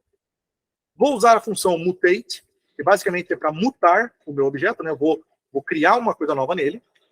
Vou colocar o nome da coluna, que é a coluna chamada espécie. Tá? E essa coluna, ela pode chamar espécie, ela pode chamar o que a gente quiser. No caso, eu ia chamar ela de espécie, mas vamos dar um nome bonitinho para ela, que é o nome da espécie. Tá? Então vamos colocar aqui, ó, arpia. Um nome qualquer. Tá? Isso aqui vai ser igual a 1. Tá? Por que 1? 1 no nosso objeto aqui, ó, significa que é a presença da espécie. Se fosse 0, era ausência. Tá bom? Se fosse 0, era ausência. Então, no nosso caso, é a presença. Vamos colocar a presença aqui. Criei esse objeto.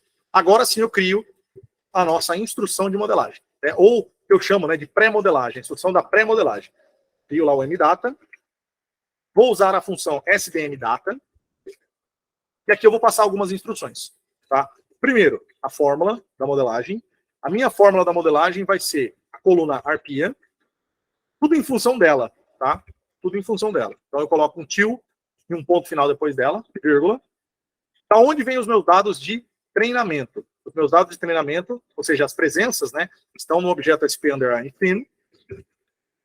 As variáveis preditoras, né, os predictors, da onde eles estão vindo? Estão vindo do objeto bioarpia. Tá? E agora eu vou gerar os dados de background. Né? No caso, por exemplo, eu geraria aqui a pseudo-ausência, eu geraria o background. Como eu vou modelar com vocês só com o Maxent, para ser mais rápido aqui, eu vou gerar o background. Tá? Então, eu vou colocar a função bg. bg é igual uma lista de argumentos agora aqui. Tá? O que eu vou colocar nessa lista? O número de pontos de background, por padrão lá, Philips 2009, tá? Philips et al. 2009, 10.000.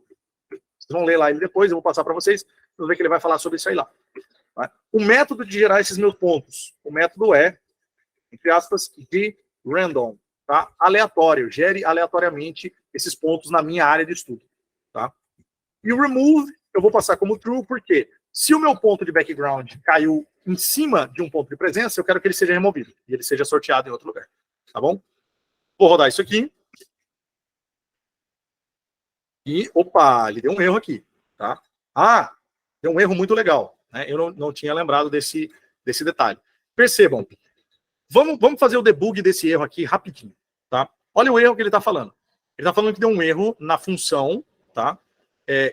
Essa função sdmdata, e ele diz o seguinte, ó, não foi possível encontrar um método para a função sdmdata que lide com um arquivo do tipo dataframe. Um dataframe nada mais é que uma tabela, tá? De maneira bem simples. Percebam que o nosso SPFIN aqui é um dataframe, tá? Ele precisa ser um dataframe especial, um dataframe que tenha coordenadas, tá? Ele tenha informações georreferenciadas, certo? Então, o que eu vou fazer?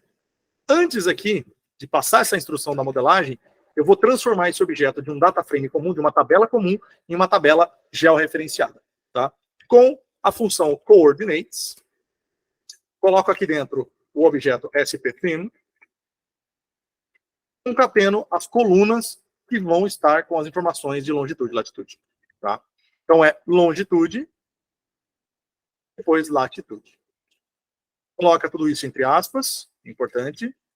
Tá? Coloca entre aspas, e observem aqui, ó, spFin, ele vai sair essa informação e vai aparecer isso aqui. Agora é uma tabela, tá, georreferenciada, que tem informações georreferenciadas e a gente pode seguir para frente. Pergunta do Lucas, o que significa o número 1 na linha 127? O número 1 é para binarizar para o algoritmo a presença. Tá? 1 é presença, 0 significa a ausência da espécie. Tá? Como nós estamos trabalhando com dados de presença apenas, as coordenadas significam onde a espécie foi avistada. Então a gente transforma isso num binário. Tá? Então o algoritmo vai interpretar exatamente isso. 1 vai ser presença, 0 vai ser ausência. Beleza? Por isso que a gente tem que colocar essa função aqui, tem que colocar esse argumento aqui dentro, senão não tem como fazer a análise da modelagem em si. Tá bom? Beleza? Tranquilo, né? Então, vamos adiante. Então, transformei aqui a minha tabela em uma tabela georreferenciada, vou rodar o mdata de novo. Vou rodar o mdata de novo. Agora sim. Tá? Percebam que resolveu o erro. Ele vai andar. O 10.000 na linha 136, Lucas, é o número de pontos de background que eu vou gerar aleatoriamente para o Maxent contrastar com as minhas presenças. Tá? Porque, lembra, o Maxent ele é um algoritmo de aprendizado de máquina que usa pontos de background ao invés de pseudo-ausência. Tá? Então, esse 10.000 é um número que eu vou gerar. Eu podia gerar 1.000, 5.200, 10, tá? O número que eu quisesse gerar. Mas, de novo, esse número também é um número arbitrário que precisa consultar a literatura para poder gerar. Tá bom? Mas depois eu vou passar a literatura para vocês sobre isso também. Beleza, fiz isso aí. E agora? Agora vem a modelagem em si. Tá? Agora vem a modelagem em si. Deixa eu limpar o meu console aqui para ficar bonitinho da gente enxergar, né? Vamos fazer o modelo em si agora, tá? Vamos para o nosso modelo. O modelo, vou chamar o objeto de modelo, só para ficar mais óbvio, tá? Vou usar a função SDM, que é a função da modelagem em si, e algumas coisas vão ser parecidas com a função SDM data, tá? Nós vamos usar alguns elementos parecidos. O primeiro elemento parecido é o fórmula. Então, assim, eu quero modelar quem é a coluna que vai guiar a modelagem. A coluna que vai guiar a modelagem é a coluna arpia. Tá? Coloco um tio aqui, um ponto. Depois, da onde vêm as instruções do meu modelo? Vem do objeto que eu criei anteriormente, chamado de mdata. Tá? Terceiro, muito importante, os métodos de modelagem, ou seja, os algoritmos. Quem são os algoritmos? E aqui, gente, só para vocês terem uma ideia, tá? Eu vou passar aqui no console um get method names, só para vocês verem quantos algoritmos tem dentro do pacote SDM. Tá? Então, são vários algoritmos, cada um desses algoritmos tem nomes diferentes aqui dentro, né? E, basicamente, é o que a gente pode escolher qualquer um deles, pode escolher uma combinação de vários deles para fazer a modelagem, tá bom? Mas eu vou escolher o Maxent por ser mais rápido, tá? Por ser mais direto aí para a gente. Então, abre aspas, coloca o nome do objeto, aliás, o nome do algoritmo, né? Maxent. E vamos lá para mais algumas configurações. Eu vou fazer algumas configurações padrões aqui, tá? Mas saibam que vocês precisam estruturar isso aqui com calma, tá bom? Então, a primeira coisa é a réplica. Que tipo de réplica eu vou fazer? Basicamente, a gente tem 3 réplicas diferentes, tá? Cross-validation, bootstrapping e subsampling. Isso aqui vocês precisam ler na literatura o que cada uma delas faz. Eu vou mandar a literatura para vocês. Mas, para ser mais rápido aqui, eu vou pegar um subsampling, tá? Deixa eu até mostrar para vocês na ajuda, só para vocês verem que não tem só essa que eu vou usar aqui, tá? Ó, vou pegar a função SDM. Aqui embaixo, ó, ele vai ter o método, tá? Ó, subsampling, por exemplo. Sub, CV é cross-validation, boot é bootstrapping, tá? Então eu vou usar subsampling. Basicamente é o seguinte, sorteia uma porcentagem X dos meus dados de ocorrência, modela, devolve essa porcentagem, sorteia ela de novo, e assim vai indo quantas vezes eu quiser, tá? Então aqui vai ser o subsampling. Quantas réplicas eu vou fazer? Quantas vezes eu vou rodar esse meu algoritmo? O mínimo do Maxent é 15, tá? Tem modelagens que a gente roda 50 vezes, 100 vezes. Para ficar mais rápido aqui para a gente hoje, eu vou rodar 3 vezes. Não façam isso, pelo amor de Deus, tá? Isso aqui é errado. Eu vou rodar 3 só porque é uma questão de estudo aqui e a gente não tem tanto tempo assim para fazer essas réplicas, tá? Quantos por cento dos meus dados eu vou usar para treinar os meus modelos? Tá? Então, meu test percent. Eu preciso definir 70, 20, né? Quantos por cento eu vou usar? No caso, eu quero treinar com 30%. Tá? Ou seja, 70% dos meus dados vão ser utilizados para treinar o meu modelo e 30% deles vão ser usados para testar. Tá? Então, aqui o teste define assim, ó, quantos por cento dos dados o R não vai enxergar durante a modelagem, para depois ele pegar e fazer um teste, entre aspas, um teste cego. Tá? Nesse caso aqui é 30%. Tá bom? E ó, para o pessoal que está assistindo aí, né, tanto aqui no minicurso, para quem está assistindo gravado, se você tem aí um PC com um processador mais novo, tá, provavelmente você vai ter mais que 4 núcleos no seu processador, você pode tornar esse processo mais rápido, fazendo paralelo, análise em paralelo, rodando mais de um núcleo ao mesmo tempo. Tá? Como é que a gente faz isso? A gente usa o argumento parallel settings, tá? Para rodar tudo em paralelo. Vamos fazer uma lista aqui, uma lista de comandos. Então, o número de o N-core, né, o número de núcleos que você vai usar. Como o meu PC é fraquinho aqui, eu vou usar só 2 núcleos ao mesmo tempo, eu tenho 4 só, então vou usar 2 deles. Mas, sei lá, se você tiver 12 aí, usa 6 pelo menos, tá? Usa 8 para você poder rodar essa modelagem, que o negócio fica, ó, rapidinho, tá? E o método, que pode ter uma vírgula a mais ali. O método vai ser parallel, que é o método de paralelo, de paralelização. Beleza? Então agora a gente vai rodar o nosso modelo. E aí, gente, isso aqui demora, tá? Como eu estou rodando 3 vezes só, eu acho que vai ser rapidinho, tá? Pelo que eu testei em casa ontem, foi um negócio rapidinho. Então, vamos lá. Tá rodando, tá? O nosso modelo está sendo feito. Ó, vejam aqui, ó, ele rodou o pacote paralelo, tá? Para rodar em vários núcleos ao mesmo tempo do meu computador. No caso, não vários assim, né? Só 2, mas é para deixar o processo um pouquinho mais rapidinho para a gente poder ter um resultado aí legal antes do término do nosso mini curso hoje. Tá certo? Bom, enquanto ele vai fazer o nosso modelo, isso aqui, gente, está treinando o modelo. Tá? Isso aqui é o treino do nosso modelo.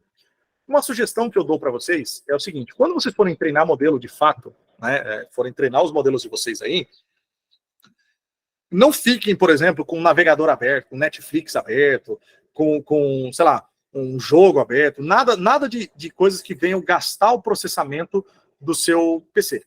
Tá? Fecha tudo, deixa só o R funcionando, né? E aí você vai rodar o seu modelo. Porque, como eu falei para vocês, tem modelos, gente, que pode durar 4 horas para rodar.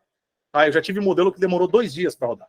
Então, assim, depende da precisão dos seus dados, né? Depende de quantos pontos de ocorrência você tem, de quantos algoritmos você está rodando. Tá?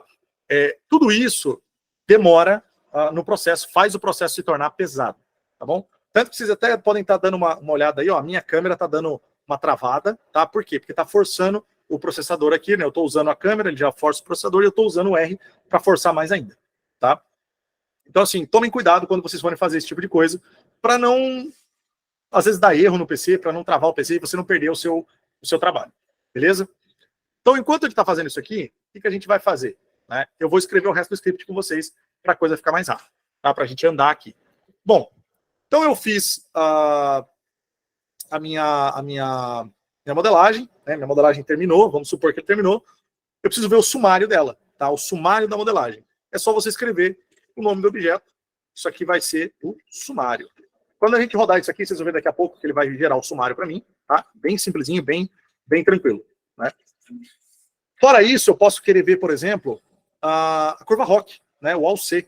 Então, tem uma forma também de a gente fazer isso, que é usar a função ROC, e aí eu coloco aqui dentro o meu objeto modelo, tá? Isso aqui vai ser a curva ROC.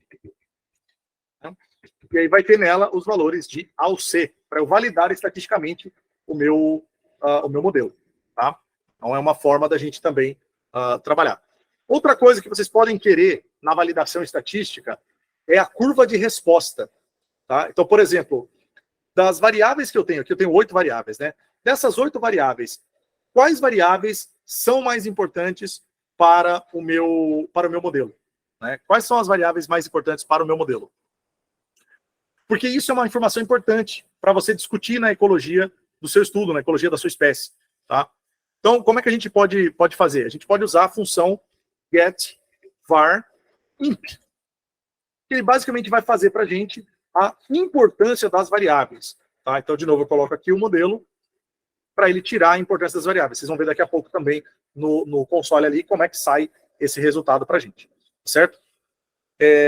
Bom, então assumindo que você passou por toda essa etapa, o seu modelo é estatisticamente válido, né? Você viu a curva ROC, tá legal. Você viu o valor de TSS, também tá bacana, né? Você viu a importância das variáveis, você já achou ali algumas variáveis que são muito importantes, que dá para você usar, né? E agora? O que a gente faz? Né? Bom, agora a gente faz a projeção. A gente precisa fazer os mapas. Né? Porque lembra que eu falei para vocês, o modelo, basicamente, ele é matemático. Ele vai ficar aqui no seu PC, enquanto você não salvá-lo, tá? Inclusive, eu vou mostrar para vocês aqui, ó, se você não salva o seu modelo no R, você perdeu tudo. No outro dia você tem que rodar de novo. Tá? Então, tomem cuidado com isso aí. Se o seu modelo demorar 4 horas para rodar e você perdeu tudo, é ruim você ter que refazer o negócio. Tá? Então, lembre sempre de salvar. Eu vou preencher depois para vocês ali as informações para a gente salvar o modelo, exportar o modelo. Tá? Mas vamos supor que a gente já fez tudo isso, tá tudo válido, vamos fazer os mapas. Tá? Vamos fazer as projeções. Então, a gente vai fazer as projeções aqui, ó.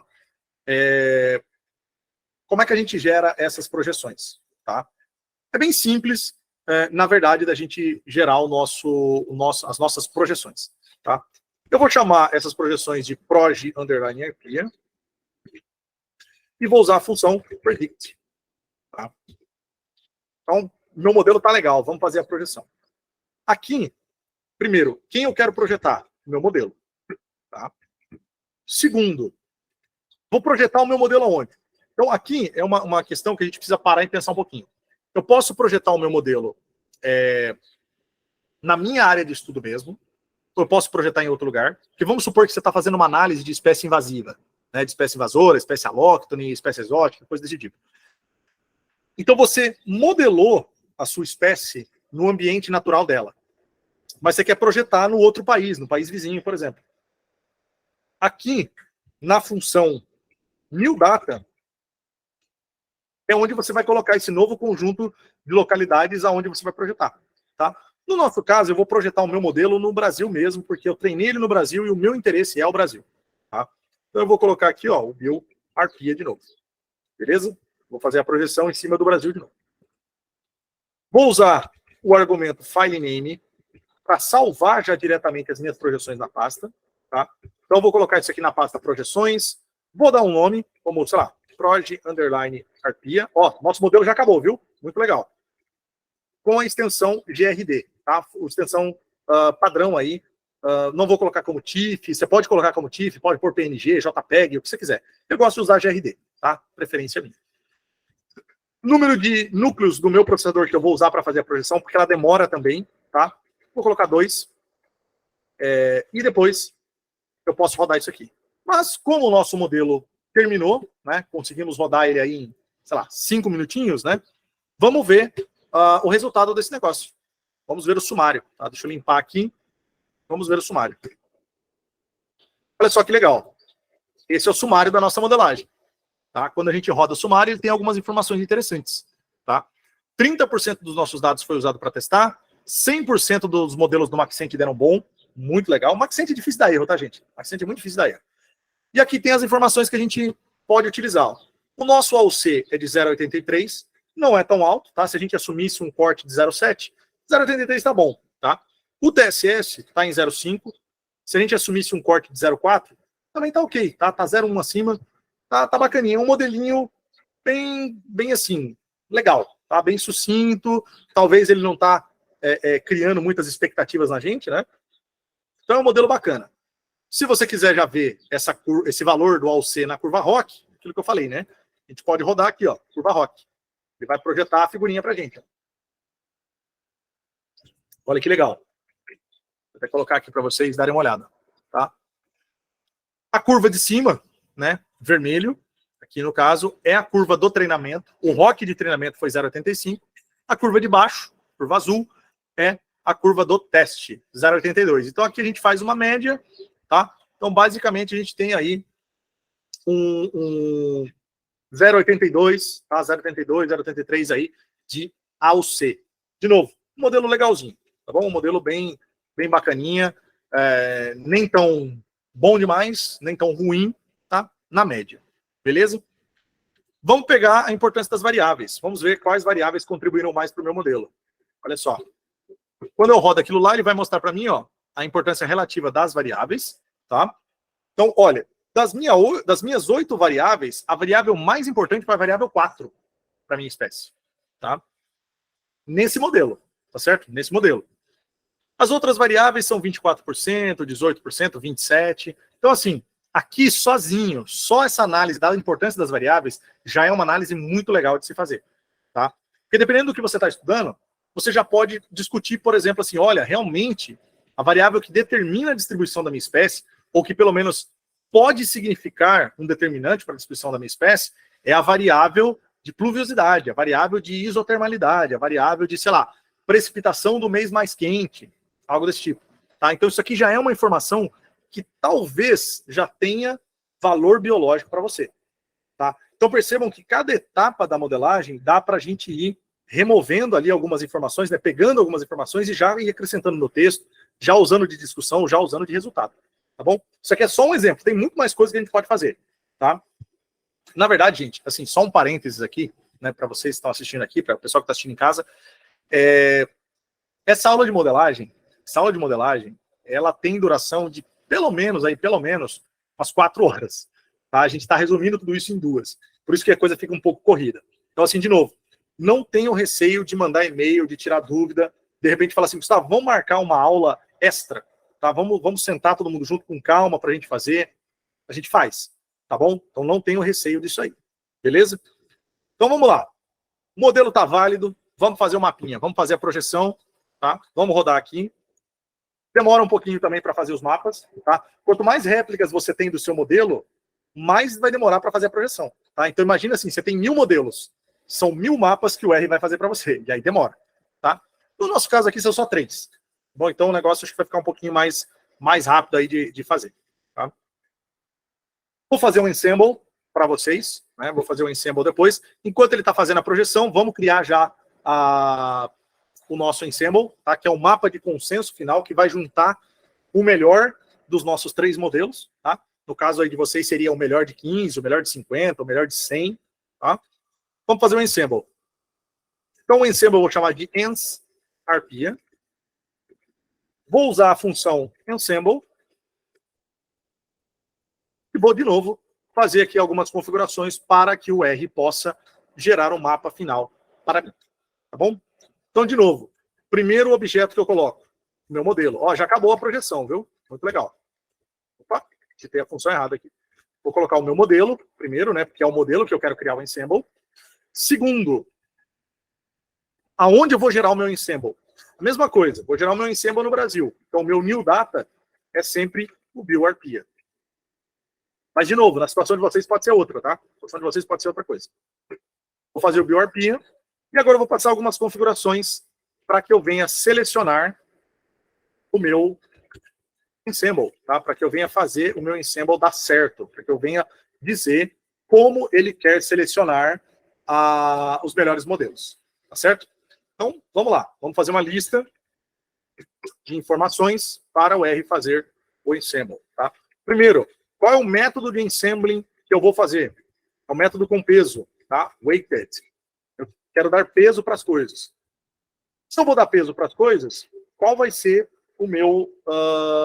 qual vai ser a métrica estatística que eu estou usando para separar os melhores modelos? No meu caso, vai ser o TSS, tá? Vai ser o TSS. E aí, como o TSS envolve corte, né, envolve thresholds, eu vou escolher a opção 2. O que essa opção 2 significa? Tá? Isso aqui numa aula minha mais elaborada, eu vou explicar isso aqui melhor, mas basicamente essa opção 2 vai selecionar os algoritmos que tiveram a maior sensibilidade e a maior especificidade. Ou seja, eu estou tentando pegar o melhor do melhor, tá? Para fazer o ensemble. E aí eu vou fazer agora o nosso ensemble. Fazendo o ensemble, a gente já está chegando no finalzinho, gente. A gente já está chegando no finalzinho da nossa aula, tá? Mas eu vou deixar fazendo aqui o ensemble aqui.